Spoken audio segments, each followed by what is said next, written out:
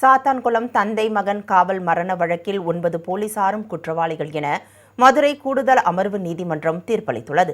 தூத்துக்குடி மாவட்டம் விளாத்திக்குளத்தில் விசாரணைக்காக அழைத்து செல்லப்பட்ட ஜெயராஜ் மற்றும் அவரது மகன் ஃபெனிக்ஸ் ஆகிய இருவரும் கடுமையாக தாக்கப்பட்டு உயிரிழந்தனர். தமிழகத்தையே உலுக்கிய இந்த சம்பவத்தை சிபிஐ விசாரித்து வந்தது. உயர்நீதிமன்றத்தின் மேற்பார்வையில் நடைபெற்று வந்த வழக்கு விசாரணையில் ஆய்வாளர் ஸ்ரீதர், உதவி ஆய்வாளர்கள் ரகு கணேஷ், பாலகிருஷ்ணன், தலைமை காவலர்கள் முருகன், சாமிதுரை, காவலர்கள் முத்துராஜ், செல்லதுரை, தாமஸ், பிரான்சிஸ் மற்றும் வேலுமுத்து ஆகியோருக்கு எதிராக குற்றப்பத்திரிகை தாக்கல் செய்யப்பட்டது. இந்நிலையில் வழக்கை விசாரித்து வந்த மதுரை மாவட்ட கூடுதல் அமர்வு நீதிமன்ற நீதிபதி முத்துக்குமரன் இன்று தீர்ப்பளித்தார்.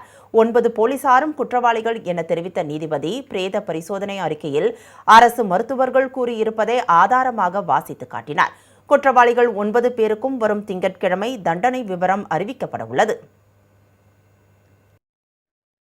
இந்த 5.25 வருஷம் இந்த ஒரு நாளுக்காக தான் நாங்க இவ்வளவு தூரம் அலைஞ்சோம். எங்களுக்கான நீதி கிடைச்சிருக்குன்னு நினைக்கிறோம். இதே போல என்ன தண்டனைங்கிறது 30ஆம் தேதி சொல்லுவாங்க. நாங்க நீதிபதியை நம்புறோம், நீதிமன்றங்களை நம்புறோம்.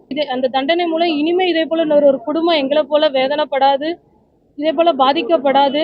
இப்படி செய்யறதுக்கு அந்த அதிகாரிகளும் பயப்படுவாங்கன்னு சொல்லி நாங்க நம்புறோம்.